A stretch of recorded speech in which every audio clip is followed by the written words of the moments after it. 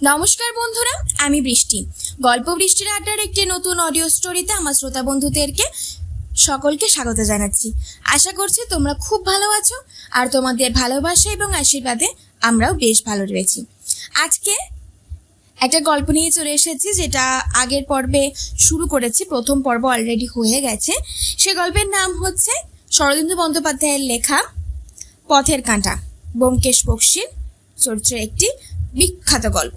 তাহলে চলো শুরু করা যাক আজকে দ্বিতীয় পর্ব। আশুবাবু বলতে বলতে আবার ঘেমে উঠছিলেন।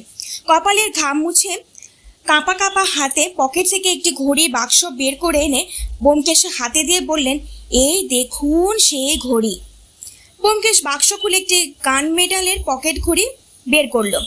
ঘড়ির কাঁচ নেই, ঠিক 9:20 বন্ধ হয়ে গিয়েছে এবং তার মর্মস্থল ভেদ করে একটি গ্রামোফোন পিনের অগ্রভাগ হিংস্রভাবে পশ্চাৎ দিকে মুখ বের করে রয়েছে। ব্যোমকেশ ঘড়িটা কিছুক্ষণ গভীর মনোসংযোগে নিরীক্ষণ করে আবার বাক্সে রেখে দিল। বাক্স টেবিলের ওপর রেখে আশুবাবুকে বলল, তারপর? আশুবাবু বললেন, তারপর কি করে যে বাড়ি ফিরে এলাম সে আমি জানি, আর ভগবানই জানেন। দুশ্চিন্তায় আতঙ্কে সমস্ত রাত্রি চোখের পাতা বুঝতে পারিনি। ভাগ্যিস পকেটে ঘড়িটা ছিল, তাই তো প্রাণটা বেঁচে গেল, নইলে আমিও তো এতক্ষণ হাসপাতালে মরার টেবিলে শুয়ে থাকতাম। আশুবাবু শিহরিয়া উঠলেন, এক রাত্রিরে আমার 10 বছর পরমায়ু ক্ষয় হয়ে গেছে মশাই। প্রাণ নিয়ে কোথায় পালাবো, কি করে আত্মরক্ষা করব, সমস্ত রাত শুধু এটাই ভেবেছি। শেষ রাতে আপনার নাম মনে পড়ল। শুনেছিলাম আপনার আশ্চর্য ক্ষমতা, তাই ভোর হতে না হতেই ছুটে এসেছি। বন্ধ গাড়িতে চড়ে এসেছি মশাই, হেঁটে আসতে সাহস হয়নি। কি জানি যদি। ব্যোমকেশ উঠে গিয়ে আশুবাবুর কাঁধে হাত রেখে বলল, আপনি নিশ্চিন্ত হন, আমি আপনাকে আশ্বাস দিচ্ছি আপনার কোনো ভয় নেই। আর কাল আপনার একটা মস্ত ফাঁড়া গেছে সত্যি, কিন্তু ভবিষ্যতে যদি আমার কথা শুনে চলেন তাহলে আপনার প্রাণের আর কোনো আশঙ্কা থাকবে না।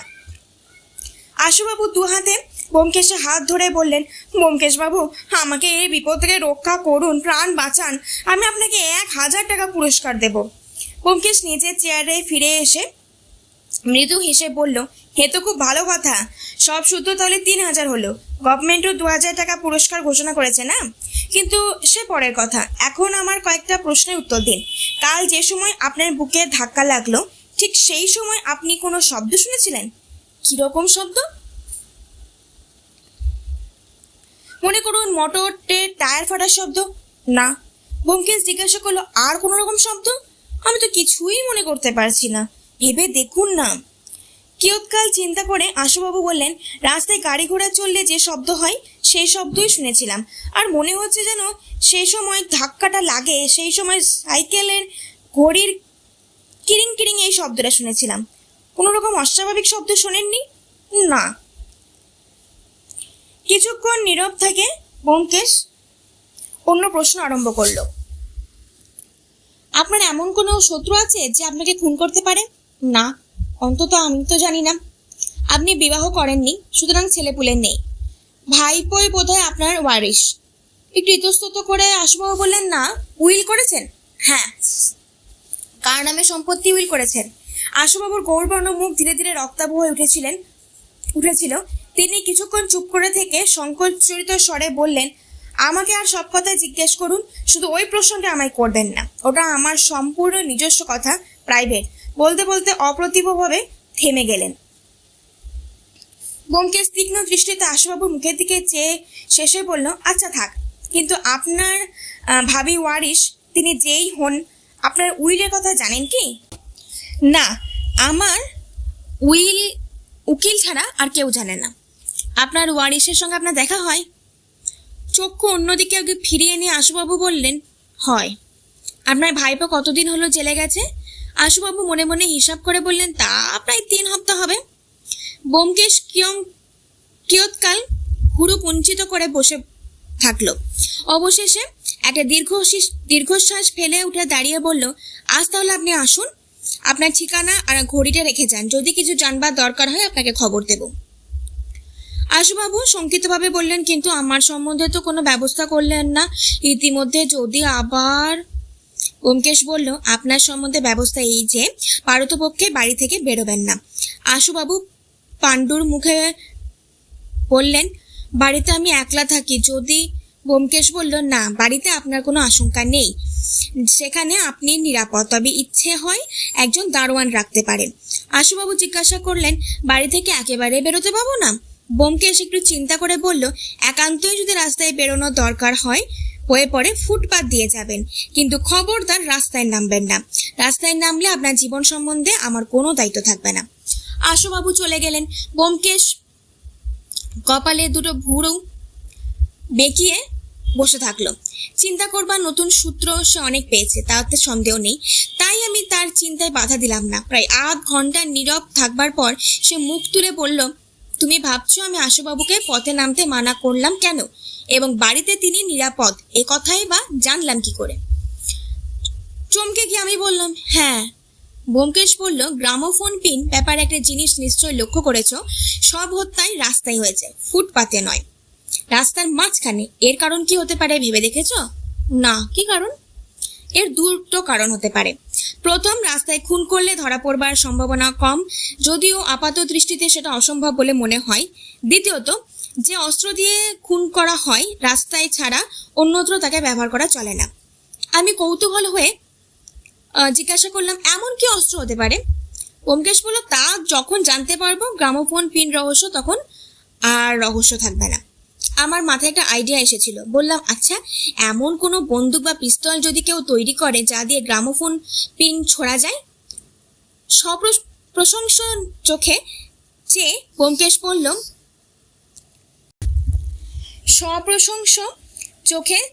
ব্যোমকেশ বলল, বুদ্ধি খেলিয়েছ বটে, কিন্তু তাতে দু একটা বাধা আছে। যে ব্যক্তি বন্দুক কিংবা পিস্তল দিয়ে খুন করতে চায় সে বেছে বেছে রাস্তার মাঝখানে খুন করবে কেন? সে তো নির্জন স্থানই খুঁজবে। বন্দুকের কথা ছেড়েই দিলাম, পিস্তল ছুড়লে যে আওয়াজ হয় রাস্তার গোলমালেও সে আওয়াজ ঢাকা পড়ে না। তাছাড়া বারুদের গন্ধ আছে, কথাই বলে শব্দে শব্দ ঢাকে আর গন্ধ ঢাকে কিসে? আমি বললাম, মনে করো যদি এয়ার গান হয়। ব্যোমকেশ হেসে উঠল, এয়ার গান ঘাড়ে করে খুন করতে যাওয়ার পরিকল্পনার নতুনত্ব আছে বটে, কিন্তু সুবুদ্ধির পরিচয় নেই। না হে না, অত সহজ নয়, এর মধ্যে একটা ভাববার বিষয় আছে। অস্ত্র যাই হোক, ছোড়বার সময় তার একটা শব্দ হবেই, সে শব্দ ঢাকা পড়ে কি করে? আমি বললাম, তুমি তো এখনই বলছিলে শব্দে শব্দ ঢাকে। ব্যোমকেশ হঠাৎ সোজা হয়ে বসে বিস্ফারিত চোখে আমার মুখের দিকে চেয়ে কিছুক্ষণ থেকে বলল, অস্ফুট স্বরে বলল, ঠিক তো, ঠিক তো। আমি বিস্মিত হয়ে বললাম, কি হলো? ব্যোমকেশ নিজের দেহটাকে একটা ঝাঁকানি দিয়ে যেন চিন্তার মোহ ভেঙে ফেললে বলল, কিছু না। এই গ্রামোফোন পিন রহস্য নিয়ে যতই ভাবা যায় ততই এই ধারণা মনের মধ্যে বদ্ধমূল হয় যে সব হত্যা এক সুতোয় গাঁথা। সবগুলোর মধ্যে একটা অদ্ভুত মিল আছে, যদিও তা হঠাৎ চোখে পড়ে না। কিরকম? ব্যোমকেশ করাগ্রে গণনা করতে করতে বলল, প্রথমত দেখো, যারা খুন হয়েছেন তারা সবাই যৌবনের সীমা অতিক্রম করেছিলেন। আশুবাবু, যিনি ঘড়ির কল্যাণে বেঁচে গেছেন, তিনিও কিন্তু প্রৌঢ়। তারপর দ্বিতীয় কথা, তারা সকলেই অর্থবান লোক ছিলেন। হতে পারে কেউ বেশি ধনী, কেউ কম ধনী, কিন্তু গরিব কেউ নয়। তৃতীয় কথা, সকলেই পথের মাঝখানে হাজার লোকের সামনে খুন হয়েছেন। এবং শেষ কথা এইটি যে সবচেয়ে প্রণিধানযোগ্য, তারা সবাই অপুত্রক। আমি বললাম, তুমি তাহলে অনুমান করো যে? ব্যোমকেশ বলল, অনুমান এখনো আমি কিছু করিনি, এগুলো হচ্ছে আমার অনুমানের ভিত্তি, ইংরেজিতে যাকে বলে প্রিমিস। আমি বললাম, কিন্তু এই কটি প্রিমিস থেকে অপরাধীদের ধরা? আমাকে শেষ করতে না দিয়ে ব্যোমকেশ বলল, অপরাধীদের নয় অজিত, অপরাধীর গৌরবে ছাড়া এখানে বহু বচন একেবারে অনাবশ্যক।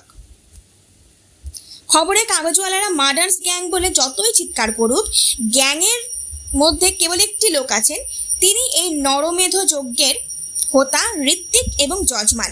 এক কথায় পরব্রহ্মের মতোই ইনি একমে বাধিতীয়। আমি সন্দেহ প্রকাশ করে বললাম, একথা তুমি কি করে বলতে পারো? কোনো প্রমাণ আছে? ব্যোমকেশ বলে, প্রমাণ অনেক আছে, কিন্তু উপস্থিত একটা দিলেই যথেষ্ট। এমন অব্যর্থ লক্ষ্যভেদ করবার শক্তি 5জন লোকের কখনো সমান মাত্রায় থাকতে পারে? প্রত্যেকটি পিন অব্যর্থভাবে হৃৎপিণ্ডের মধ্যে গিয়ে ঢুকেছে, একটু উঁচু কিংবা নিচু হয়নি। আশুবাবুর কথায় ধরা যাক, ঘড়িটি না থাকলে ওই পিন কোথায় গিয়ে পৌঁছতো বলো দেখি? এমন টিপ কি 5জনের হয়? এ যেন চক্রছিদ্র পথে মৎস্য চক্ষু বিদ্ধ করার মতো।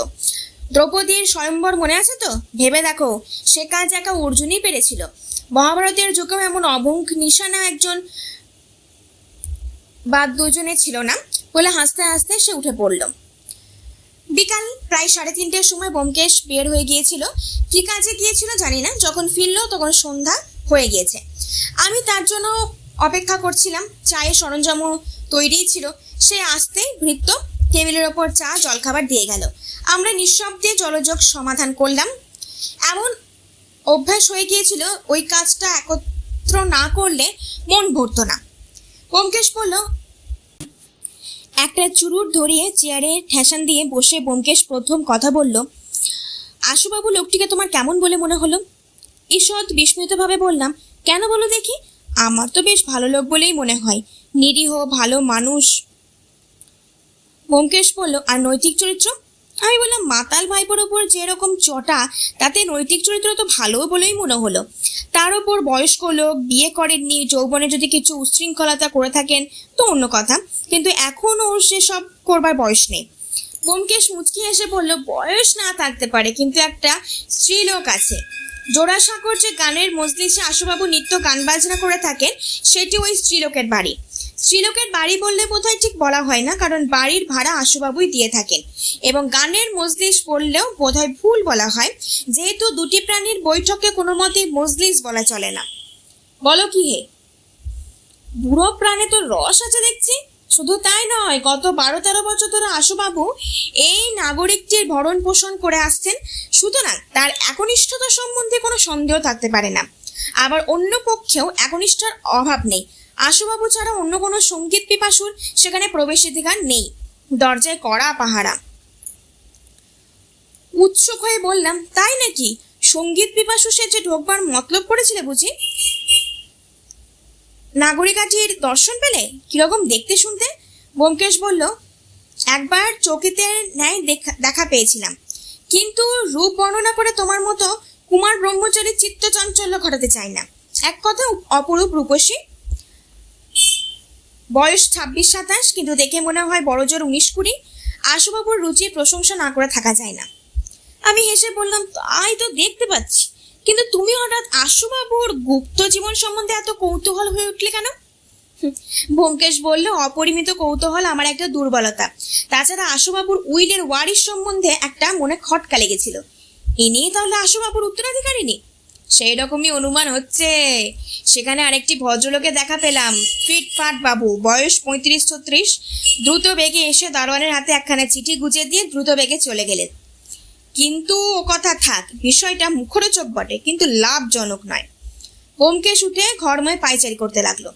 বুঝলাম, অবান্তর আলোচনা আকৃষ্ট হয়ে পাছে তার মন প্রকৃত অনুসন্ধানের পথ থেকে যদি বিক্ষিপ্ত হয়ে পড়ে, পাছে আশুবাবুর জীবনের গোপন ইতিহাস তার উপস্থিত বিপদ ও বিপন্মুক্তির সমস্যা অপেক্ষা বড় হয়ে ওঠে, এই ভয়ে ব্যোমকেশ আলোচনাটা আর বাড়তে দিল না।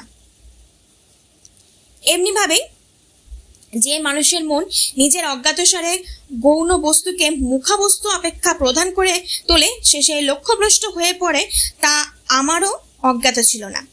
আমি তাই জিজ্ঞাসা করলাম, ঘড়িটা থেকে কিছু পেলে? ব্যোমকেশ আমার সামনে দাঁড়িয়ে মৃদু হেসে বলল, ঘড়ি থেকে 3টি তথ্য লাভ করেছি। 1, গ্রামোফোন পিনটি সাধারণ এডিশন মার্কা পিন। 2, তার ওজন 2 রতি। 3, আশুবাবুর ঘড়িটা একেবারে গেছে, আর মেরামত হবে না। আমি বললাম, তার মানে দরকারি তথ্য কিছুই পাওনি? ব্যোমকেশ চেয়ার টেনে নিয়ে বসে বলল, তা বলতে পারি না। প্রথমত বুঝতে পেরেছি যে পিন ছোড়বার সময় হত্যাকারী হত ব্যক্তির মধ্যে ব্যবধান 7-8 গজের বেশি হবে না। একটা গ্রামোফোন পিন এত হালকা জিনিস যে 7-8 গজে বেশি দূর থেকে ছুড়লে অব্যর্থ লক্ষ্য হতে পারে না। অথচ হত্যাকারীর টিপ কিরকম অভ্রান্ত তা তো দেখেছ, প্রত্যেকবার তীর একেবারে মর্মস্থানে গিয়ে ঢুকেছে। বন্ধুরা, আজকের মতো এই পর্বটা অর্থাৎ দ্বিতীয় পর্ব এখানেই সমাপ্ত করলাম। গল্পটা আবারও বলছি অনেকটাই বড়, তোমাদেরকে অল্প অল্প করে আমি শোনাচ্ছি, আশা করছি ভালো লাগবে। যদি এই দ্বিতীয় পর্বটা ভালো লেগে থাকে তাহলে অবশ্যই একটা লাইক করে দিও, কমেন্ট করে দিও, প্রচুর প্রচুর শেয়ার করে, আর প্রচুর প্রচুর সাবস্ক্রাইব করে দিও। তো আজকের মতো বিদায় নিচ্ছি, খুব শিগগিরই আবার একটা নতুন গল্প নিয়ে আসবো, আর এই গল্পে নতুন পর্ব নিয়ে খুব তাড়াতাড়ি হাজির হয়ে যাব। তোমরা ভালো থেকো, সুস্থ থেকো, আর এইভাবে ভালোবাসা এবং আশীর্বাদ দিয়ে যাও।